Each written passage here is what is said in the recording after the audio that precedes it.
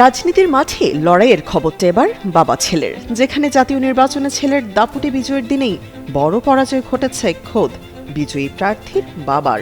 ত্রয়োদশ জাতীয় সংসদ নির্বাচনে নোয়াখালী ৬ আসনে জাতীয় নাগরিক পার্টির সিনিয়র যুগ্ম মুখ্য সমন্বয়ক আব্দুল হান্নান মাসুদের সাথে অন্য আরেকটি দল থেকে ভবিষ্যৎ হোক নিরাপদ, বিনিয়োগ হোক বিশ্বস্ত, আর আমার পছন্দ সল্ট বে। ওয়েলকাম টু সল্ট বে। প্রতিদ্বন্দ্বিতা করেন তার বাবা আমিরুল ইসলাম মোহাম্মদ আব্দুল মালেক। বৃহস্পতিবার প্রকাশিত বেসরকারি ফলাফলে দেখা যায় এনসিপির সিনিয়র যুগ্ম মুখ্য সমন্বয়ক আব্দুল হান্নান মাসুদ বিপুল ভোটে বিজয়ী হয়েছেন। শাপলা প্রতীক নিয়ে তিনি পেয়েছেন ৯১,৮৯৯ ভোট। অন্যদিকে তার বাবা আমিরুল ইসলাম মোহাম্মদ আব্দুল মালেক বাংলাদেশ সুপ্রিম পার্টির একতারা প্রতীকে লড়াই করে পেয়েছেন মাত্র ৫০৫ ভোট।